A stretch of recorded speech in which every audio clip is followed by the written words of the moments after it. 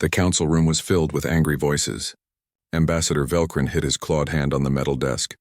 His people, the Zareen, were known across the galaxy as hunters and fighters. They had ruled 3 star systems for thousands of years. Everyone feared them. Today he was arguing with the newest members of the council, the humans. Derek Hayes stood calm and still. He was the captain of Earth's diplomatic team. Next to him, Lieutenant Sophie Martin kept her face blank even though she was worried. Around the room, other alien species watched. Some were made of crystal. Some floated in the air. All of them wanted to see what would happen. Velkrin spoke with hatred in his voice. The humans claimed they could handle Zareen children in a cultural exchange program, but Velkrin did not believe them. He said humans were weak prey animals. They had no sharp teeth, no claws, no armor on their skin. They were soft and helpless. Derek listened and then replied in a steady voice. He told Velkrin that humans had done cultural exchanges with 17 other species since joining the council. They had never failed before. Velkrin's eyes became thin slits. He told Derek that humans had never dealt with real predators before. Zareen children entered their violent phase when they turned 12 years old. They were trained warriors from birth. They were built to fight and conquer.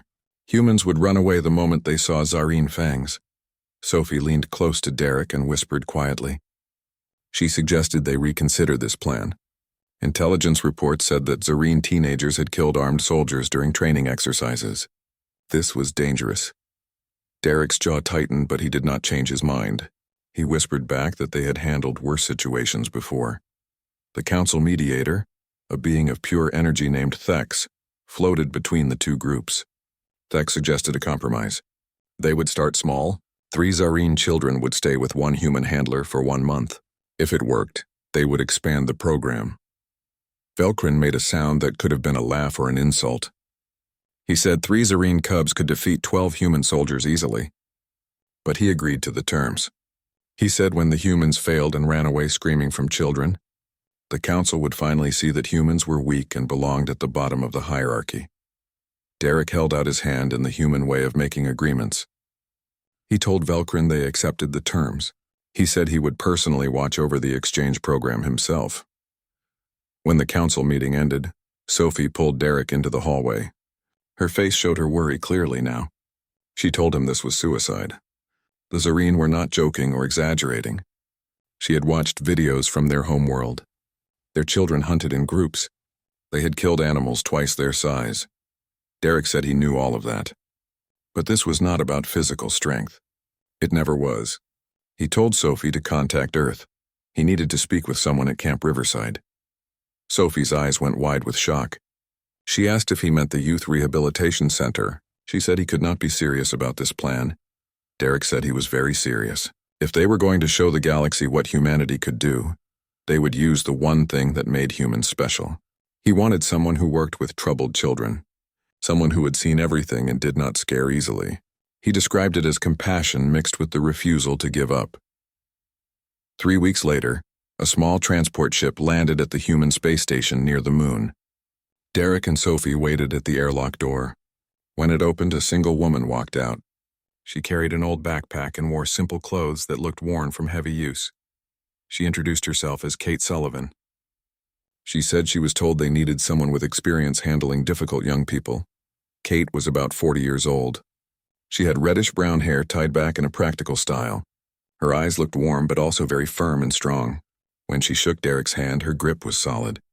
She looked directly at people when she spoke. Derek thanked her for coming on short notice. He said her record was impressive. She had worked with troubled teenagers for 12 years. She specialized in cases involving violence and aggression. He told her he needed to be honest. This was not a normal job. Kate replied dryly that she figured that out when they told her she would be leaving Earth. She asked what exactly she was getting into. Derek led her to a large window.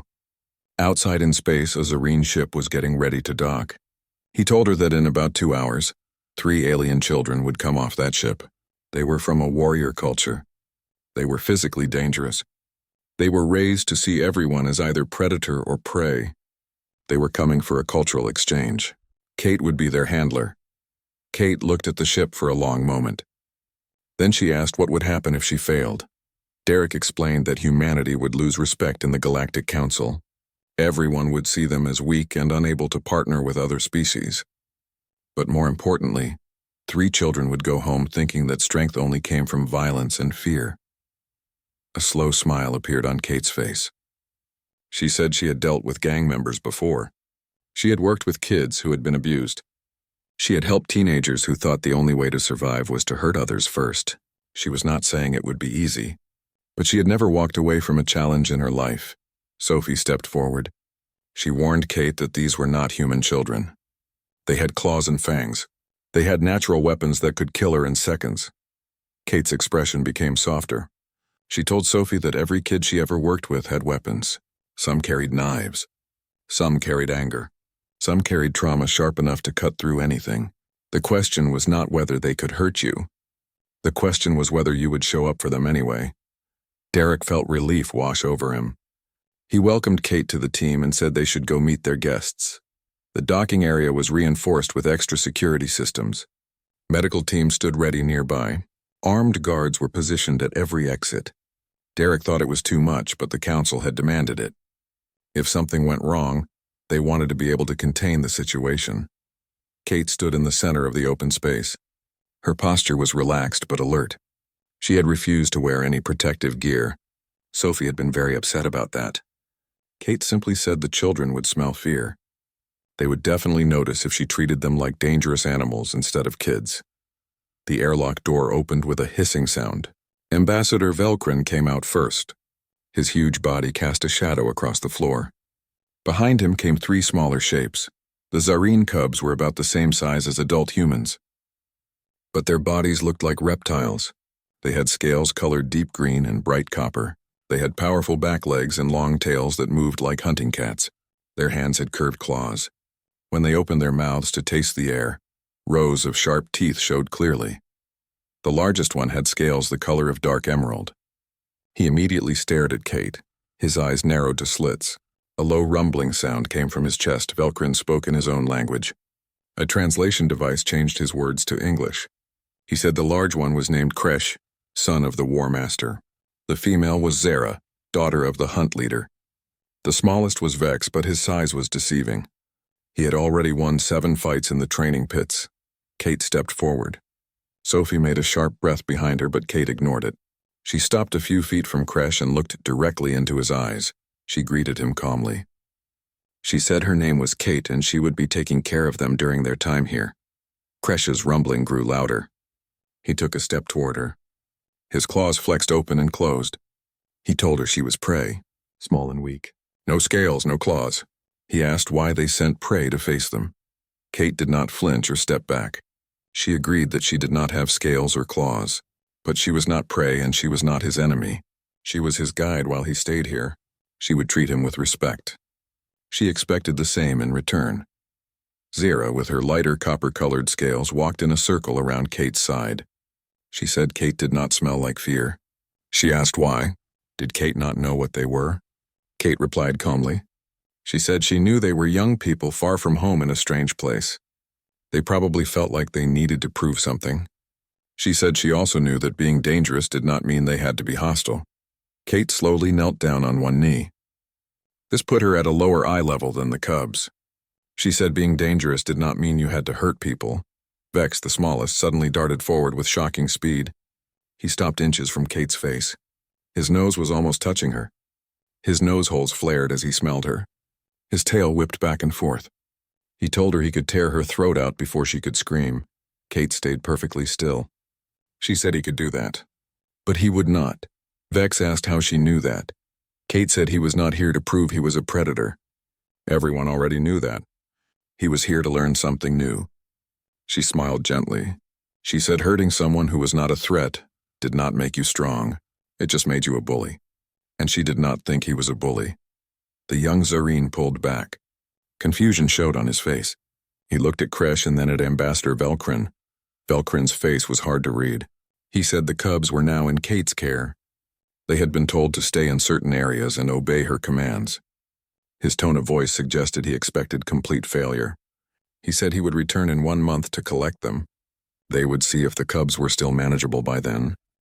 Kate led the cubs through the station corridors to their living area. The space had been specially prepared for them.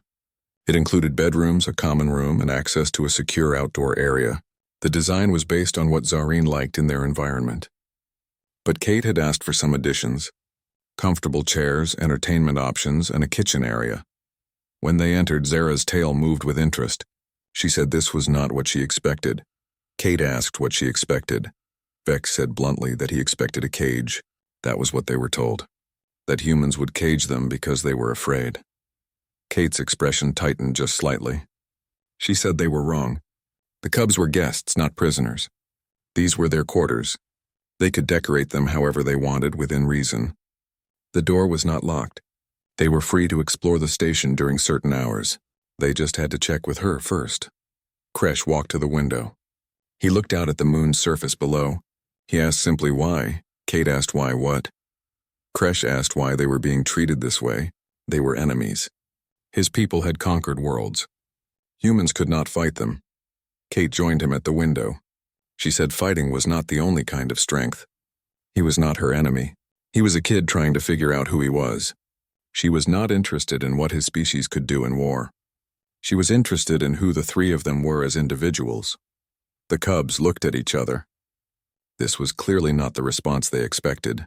Zira announced that she was hungry. Kate pulled out a data pad.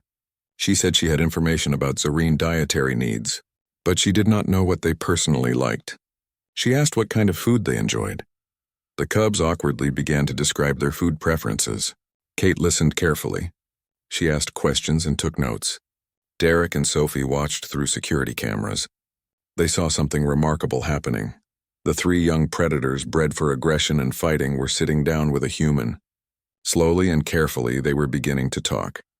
The first week was a careful dance of boundaries and rules. Kresh tested Kate constantly. Sometimes he positioned himself in threatening ways. Other times he refused to follow her suggestions. Zara watched everything with smart, calculating eyes. She analyzed how Kate responded to things. Vex went back and forth between aggression and curiosity. He never settled into one mood. Kate stayed consistent. She remained calm. She was firm when necessary, but never cruel or fearful. On the 8th day, the first real incident happened. Kate had taken the cubs to an observation deck. It was a large open area with strong windows showing the stars beyond. Other station people were there, including families with children. A human girl, maybe 6 years old, wandered away from her parents. She walked up to Vex with the fearless curiosity that young children have. She said he looked like a dragon. Her eyes were wide with wonder. Vex froze. His predatory instincts kicked in immediately. His pupils got bigger and fixed on the small human. A growl built in his throat. Every Zareen instinct told him the same thing. Prey, vulnerable, easy target. Kate was across the room talking with Sophie. She looked up and saw what was happening. She started walking toward them. Not running, walking, she called out Vex's name. Her voice was even and steady. She reminded him about what they had talked about. The young Zareen's claws came out. The human child did not understand the danger. She reached out a hand toward his scales. The girl said she had scales too. She showed him a small toy dragon in her other hand. She said they matched. Kresh and Zara tensed. They watched their companion. On their home world, this would be the moment of the hunt. The moment to prove themselves. Kate arrived calmly. She knelt beside the child. She said the girl's name and introduced Vex as a visitor from far away. She asked the girl her name. The girl said her name was Lucy. Kate told Vex that Lucy thought he was interesting. She asked if he would like to show Lucy his scales properly. Vex's body shook. The conflict was visible in every part of his posture. Hunt or do something else, something he had never done before. Slowly, fighting against every instinct, Vex relaxed his claws. He held out his arm. He let Lucy see the pattern of scales along his forearm. Lucy said they were pretty. She asked if she could touch them. Kate looked at Vex.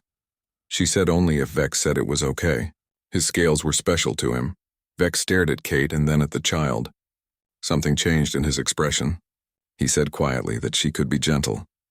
Lucy carefully touched his scales with one finger. Then she smiled big. She said it was cool. Her parents rushed over. They apologized many times and picked up their daughter. As they left, Lucy waved enthusiastically at Vex. She called him her dragon friend and said goodbye. The moment they were gone, Vex's legs gave out. He sat down hard on the floor. His whole body was shaking. Kate sat beside him. She did not touch him. She was just present. Kresh and Zara came over carefully. Vex could not finish his sentence. He said he almost did something terrible. Kate said softly that he did not do it. He made a choice. That took more strength than any hunt ever could. Vex's voice was strained. He said Kate did not understand.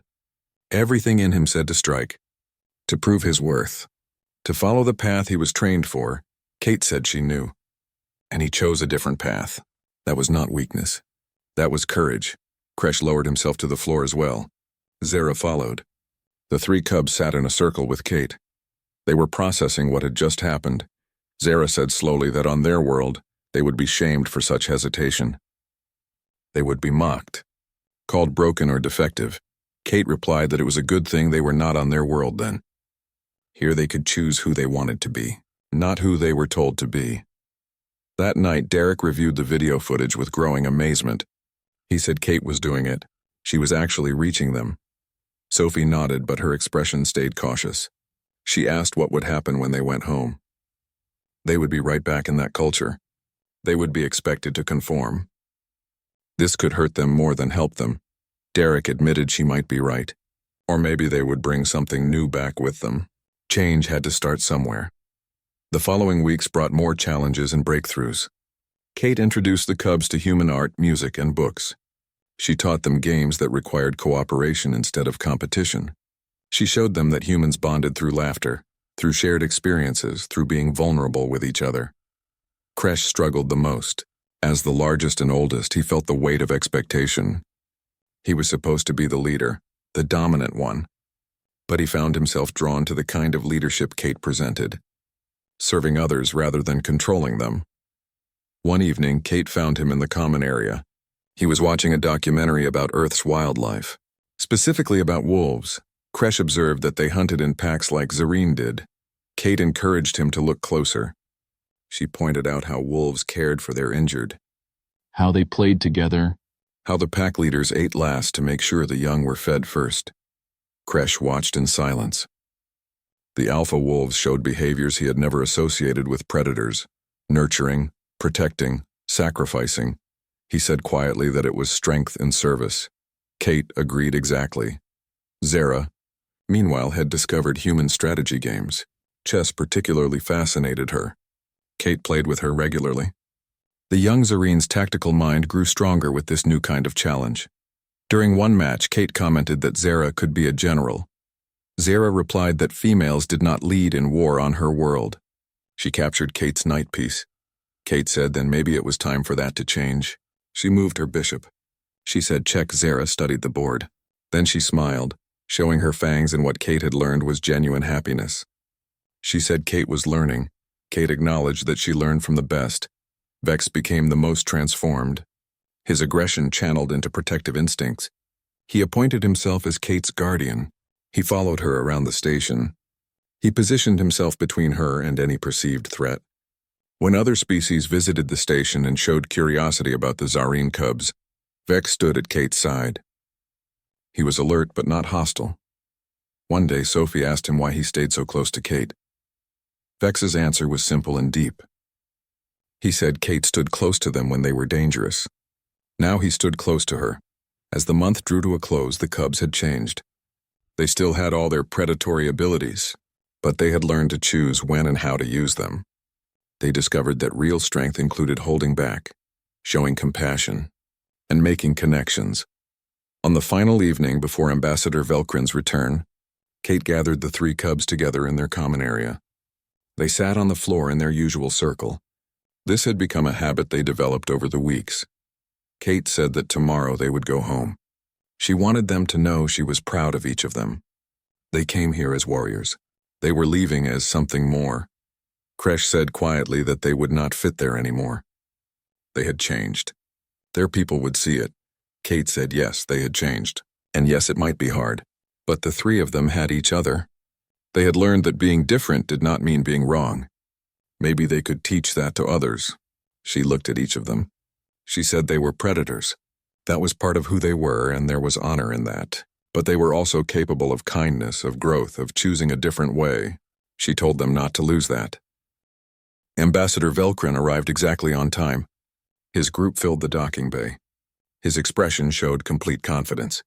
He clearly expected to find his cubs wild and uncontrolled. He expected the human diplomatic mission to be in ruins. What he found instead would shake the foundations of Zareen culture. Kate waited in the bay with Kresh, Zara, and Vex. The cubs stood calmly at her sides. They were not in aggressive stances. They stood in positions of respect. When Velcrin entered, they greeted him in the traditional Zareen way. But something was different. There was no posturing, no immediate displays of dominance. Derek stepped forward. He welcomed the ambassador back. He said that as Velcrin could see, the exchange was successful. Velcrin's eyes narrowed. He asked if successful was the right word. The cubs looked subdued. He asked what humans had done to them. Kate said simply that they gave the cubs choices, and the cubs made them. The ambassador walked around his young charges with a critical eye. He said they had been weakened, made soft by the prey species. Kresh met his gaze directly. This broke protocol and made several of Velcrin's guards shift uncomfortably. Kresh said no. They had not been weakened. They had been strengthened. They had learned that there were many forms of power. Velcrin's scales rippled with displeasure. He said they were sent to observe the weakness of humans, to confirm Zareen's superiority. Instead, they spoke like humans. Zara stepped forward. She said they observed much. They observed that humans had strengths their species had never valued. Strategic thinking beyond warfare, the power of cooperation without domination, the strength to show mercy without weakness. Vex, the smallest, added that Kate taught them something important. Choosing not to harm was not the same as being unable to harm. They were still warriors, but they could be more. Velcrin's tail lashed dangerously. He said they had forgotten their place. This human had corrupted them with soft philosophy. When they returned home, they would be retrained properly. Kate spoke calmly but firmly. She said with respect, these three had discovered parts of themselves that were always there. Velcrin could try to suppress it, but he could not undo growth. Velcrin said Kate was overstepping. The cubs were not hers. They belonged to the Zareen Empire. He turned to his guards and told them to prepare the cubs for transport. They were leaving immediately. As the guards moved forward, something remarkable happened. The three cubs moved closer to Kate. They formed a protective half-circle around her. It was not threatening, but the message was clear. They were choosing their position. Kresh said steadily that they would return home. They would honor their people and their duty. But they would not forget what they learned here, and they did not regret it. Velcrin stared at his young charges. For the first time, uncertainty showed on his reptilian features. He asked if they realized what this meant. The others would challenge them. They would be seen as weak, corrupted by prey thinking. They would suffer for this. Zara acknowledged that perhaps they would. Or perhaps they would show a new way. The ambassador looked at Kate for a long moment. He asked what she did to them. Kate said she listened to them. She respected them. She showed them that being strong did not mean being cruel. She met his gaze without fear. She said his people were formidable warriors. No one disputed that. But these three had learned they could be warriors and also be kind. Fierce and also compassionate. That did not make them weak. It made them complete. Velcrin's claws flexed. The moment stretched out. Tension filled the air. Finally, he spoke in a low voice. He said the council would hear of this. They would discuss whether this exchange should continue. Derek replied that it was his choice. But the galaxy was watching, and what they saw was three Zareen youth thriving in an environment that valued their minds as much as their strength. As the Zareen group prepared to leave, each of the cubs approached Kate one final time. Kresh touched his forehead to hers. This was a gesture of deep respect among his people. Zara pressed a small carved scale into Kate's hand. It was a piece of herself given freely. Vex simply held her hand for a moment. His claws were fully retracted.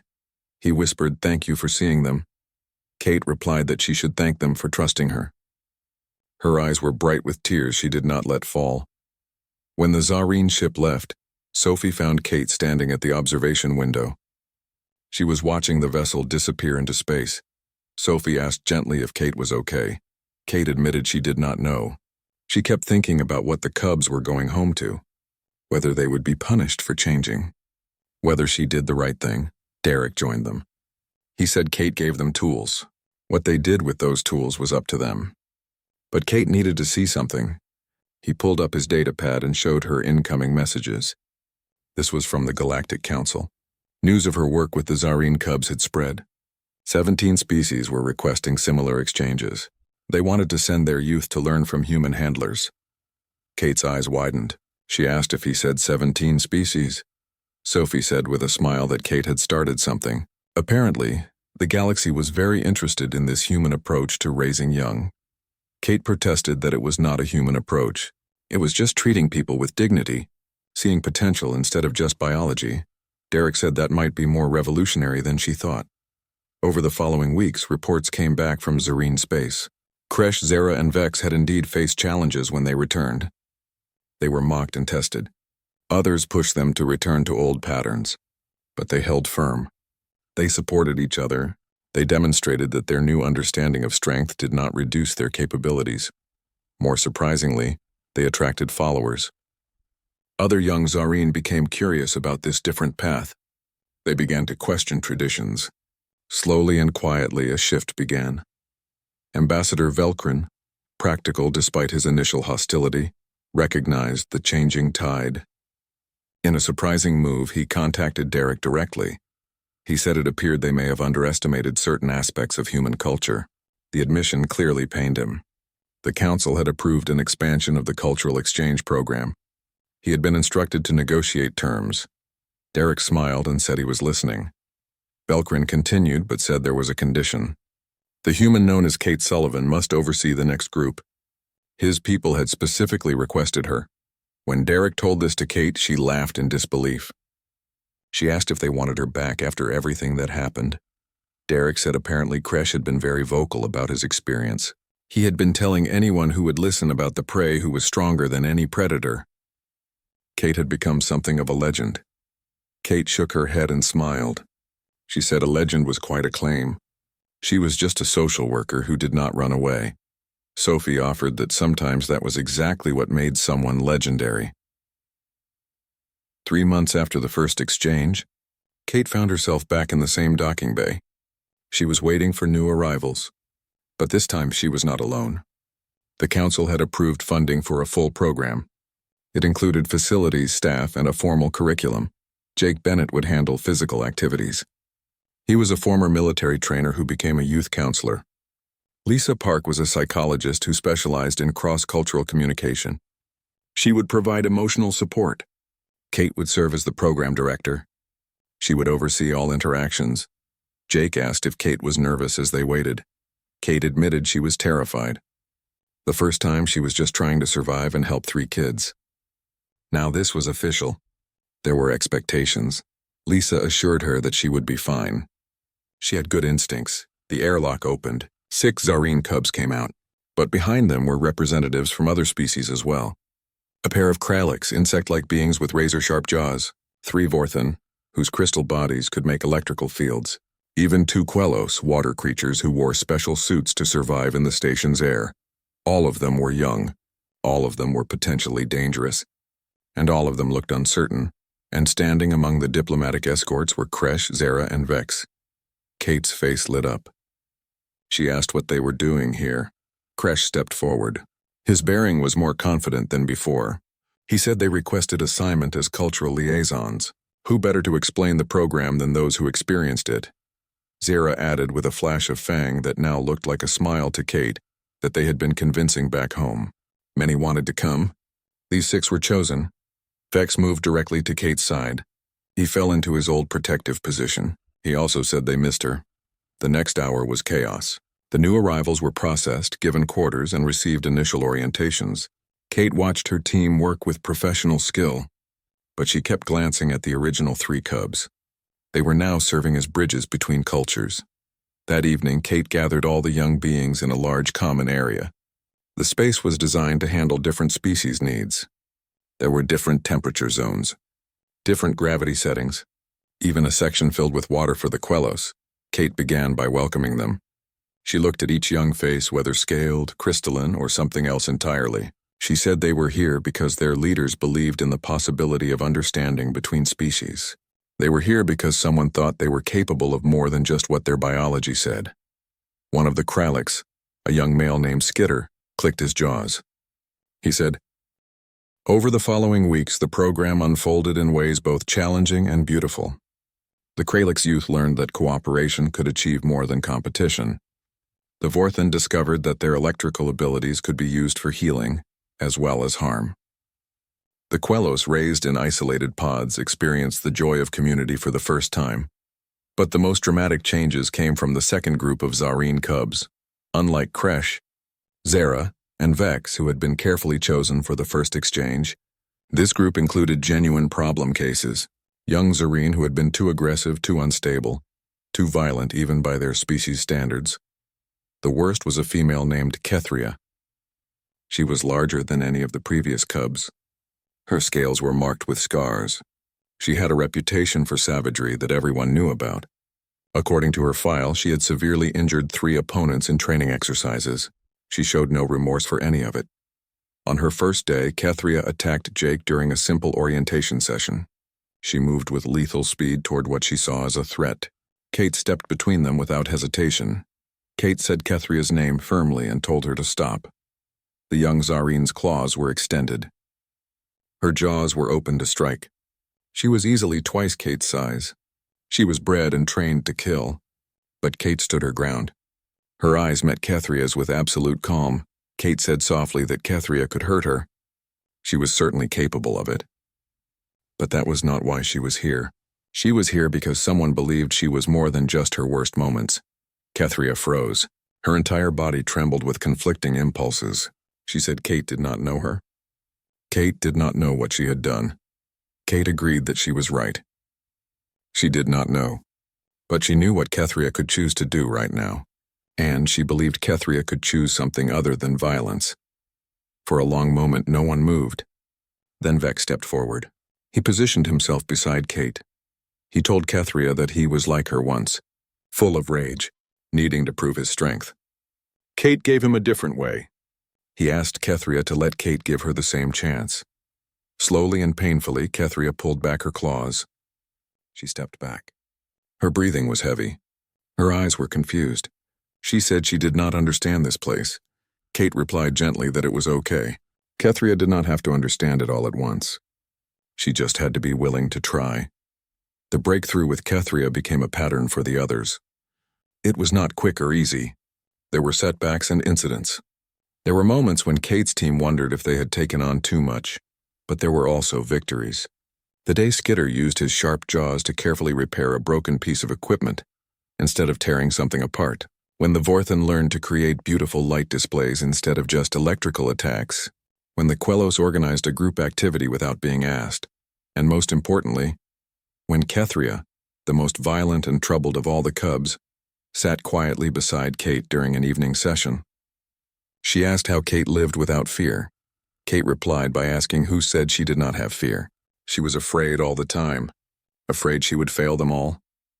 Afraid she would say the wrong thing. Afraid that what she was doing would not be enough. Kethria's head tilted in confusion. She said Kate faced them without weapons. Without protection, Kate stood before predators as if she was not prey. Kate said that was because she was not prey. And they were not just predators. They were people trying to understand each other. She looked at the young Zareen with compassion. She said Kethria's file said she had hurt others, that she was dangerous. But Kate did not see a monster. She saw someone who was never taught that she could be anything else. Tears formed in Kethria's eyes. Kate had not known Zareen could cry. Kethria said that on her world she was broken. Too violent. Too unstable. They sent her here hoping Kate would fail. Then they could prove that Kethria could not be helped. Kate said simply that they should prove them wrong. Not because Kethria needed to change who she was, but because she deserved to discover all the things she could be. As the month continued, the transformation was visible. It showed not just in individuals but in how the group worked together. Species that would have been enemies formed bonds. Predators learned to play instead of hunt. Cubs who had known only violence discovered gentleness. The Galactic Council sent observers. They were initially skeptical but became increasingly impressed. Ambassador Velcrin visited twice. His manner softened as he watched his species' youth thriving in ways he never imagined possible. On the final day of the program's first full cycle, the station held a gathering. Parents, diplomats, and council members filled the observation deck. Kate stood before them with her team and the cubs. She was preparing to present their findings. Kate began by saying that when this program started, many believed it would fail. They thought that biology was destiny, that predators would always be predators, that violence was inevitable. She gestured to the young beings behind her. She said these individuals had proven otherwise. They were still who they were born to be, strong, capable, powerful. But they learned that power could build as well as destroy, that strength could protect as well as harm. That being a predator did not mean being a monster. Kresh stepped forward to address his people. He said humans taught them something revolutionary, something that would change the Zareen forever. They taught them that they could choose. Every moment, every interaction, they could choose who they wanted to be. That was the most powerful gift any species had ever given them. One by one, representatives from each species spoke. The Kralix ambassador, initially dismissive of the program, announced formal educational exchanges. The Vorthan requested human advisors to help reform their youth training programs. Even the Quellos, perhaps the most isolated species in the council, opened discussions about cultural collaboration. But the most powerful moment came from Kethria. She stood before the assembly. Her scarred scales were evident. Her size was intimidating. When she spoke, her voice was soft but clear. She said she was sent here to fail, to prove that some beings could not change. But Kate Sullivan saw something in her that no one else ever had. Not a problem to be solved, not a weapon to be controlled. A person, someone with choices, someone with potential. She looked directly at the Zareen delegation. She said she was still a warrior. She was still strong, but now she was strong enough to choose peace, strong enough to protect instead of destroy. That was what humanity gave her, the strength to choose.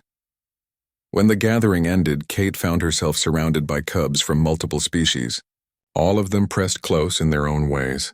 Scaled bodies, crystal forms, chitinous frames, all seeking comfort and connection from the human who showed them a different path. Derek approached with a datapad. He said Kate needed to see this. The council had given funding for 5 more exchange stations. They wanted her to train the staff, design the curriculum, and oversee the expansion. Kate looked at the beings around her. These young people who came as potential threats were now leaving as friends. She said she was not a diplomat. She was not a cultural expert. She was just someone who thought kids deserved a chance to choose who they became. Velcrin, who had approached without being noticed, said that was precisely why she was qualified. The ambassador who once called her prey now looked at her with something close to respect. He said she had done what warriors could not. She changed hearts without weapons. She conquered fear without violence. That was a kind of strength the galaxy had rarely seen. Sophie joined them with a grin. She said Kate had become a galactic celebrity. There were species they had never even met requesting information about human child-rearing philosophy. Kate had accidentally become an ambassador for Earth.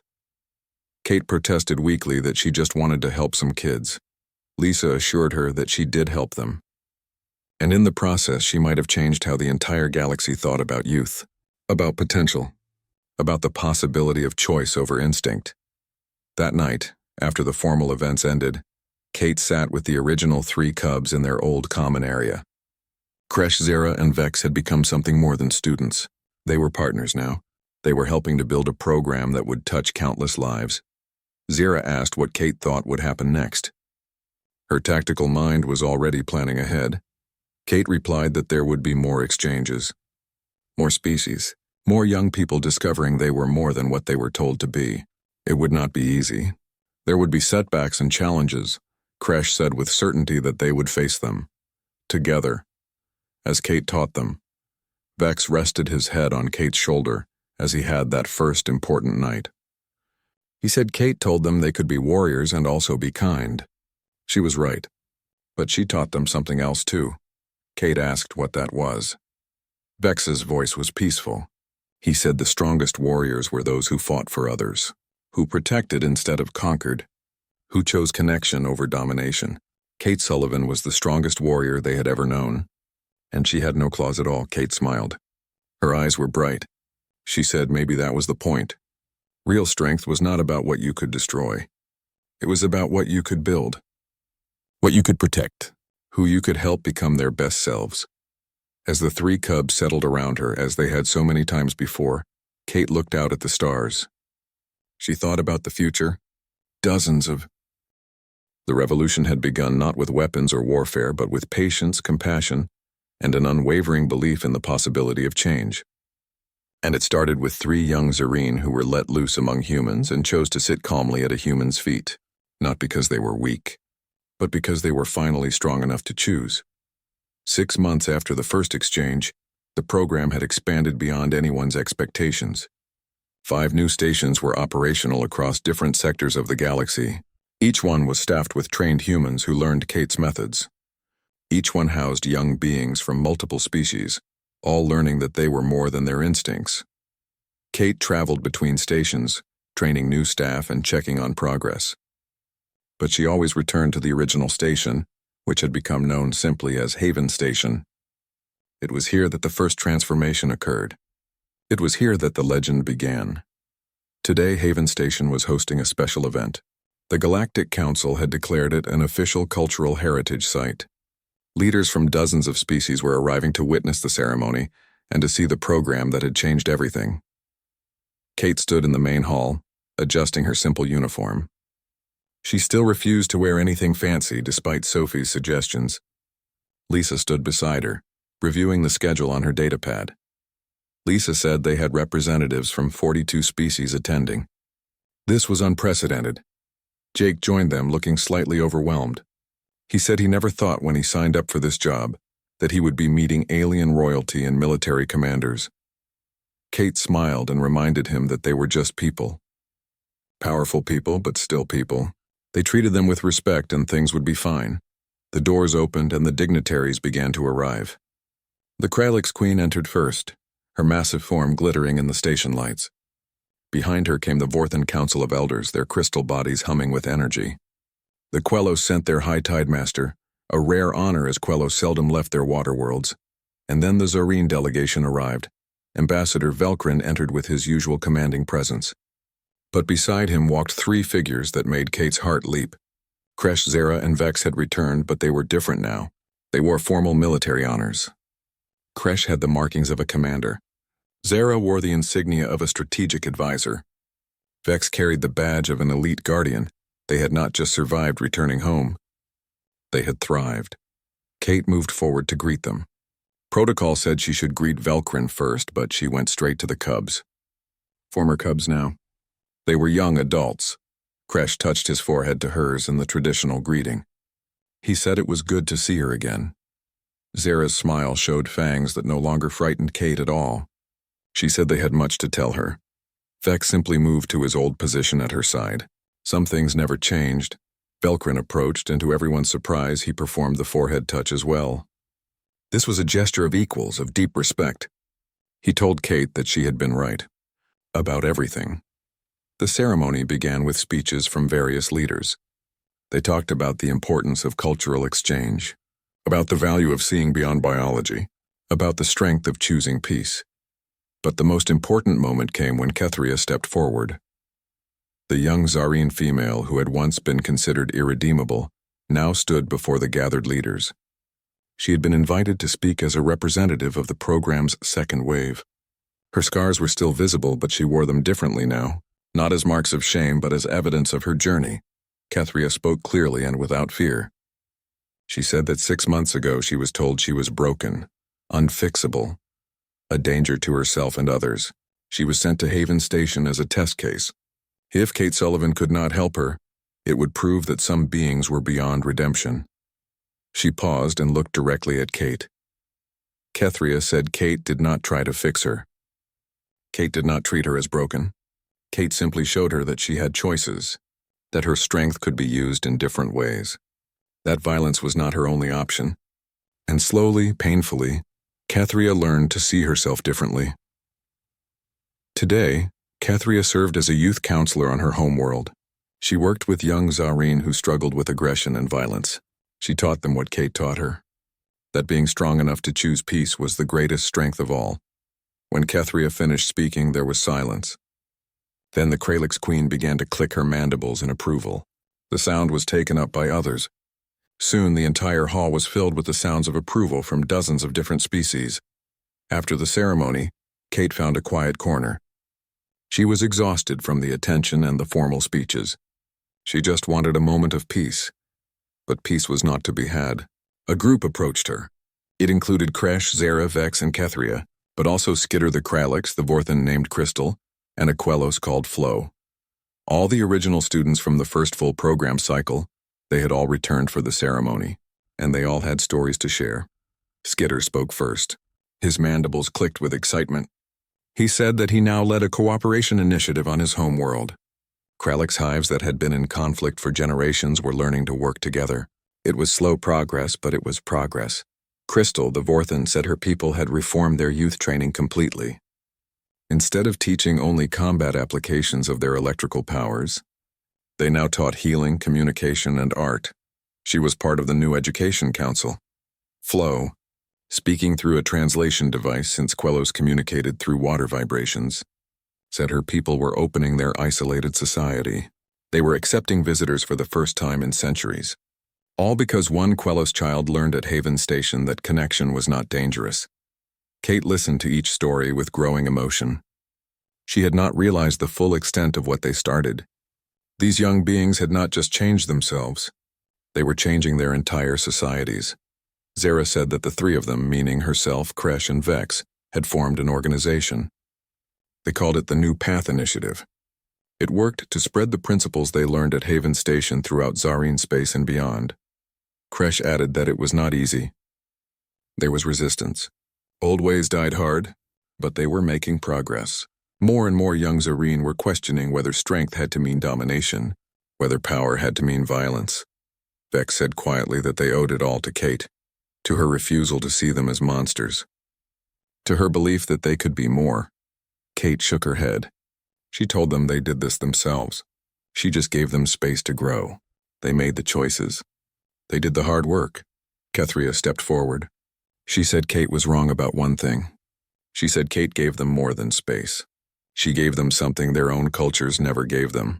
She gave them permission to be themselves, to choose their own paths, to value compassion as much as strength. That evening, after the dignitaries left and the ceremonies ended, Kate stood in the observation deck. It was the same place where Vex had his breakthrough with the human child Lucy. So much had happened in this room. Derek and Sophie joined her. They stood in comfortable silence for a moment, watching the stars. Derek said that the council had made an official request. They wanted to expand the program to every sector. They were calling it the Sullivan Initiative. Kate groaned. She asked if they had to name it after her. Sophie laughed and said that Kate was possibly the most famous human in the galaxy right now. She should get used to it. Derek became more serious. He said that what Kate started had grown into something bigger than any of them imagined. There were now cultural exchange programs based on human models being implemented by dozens of species. War academies were adding courses on compassion and choice. Even the most aggressive warrior cultures were reconsidering their approaches to raising young. Kate said softly that she just wanted kids to have what she had as a child. Someone who believed in them. Someone who saw potential instead of problems. She never meant to start a revolution. Sophie said that was probably why it worked. Kate never tried to change the galaxy. She just tried to help individuals, and those individuals changed everything. Over the following year, the program continued to grow. New stations opened. More species joined. The success stories multiplied. Young beings who would have been warriors learned to be healers. Cubs raised for hunting learned to be teachers. Predators became protectors, but not everything was perfect. There were failures too. Some cubs could not adapt. Some returned home and were unable to maintain their new perspectives under cultural pressure. Some stations faced incidents where old instincts overwhelmed new learning. Kate learned to accept these failures as part of the process. Not every seed that was planted would grow, but enough of them did to make a difference. 2 years after the first exchange, Kate received a message that brought tears to her eyes. It was from Lucy's parents.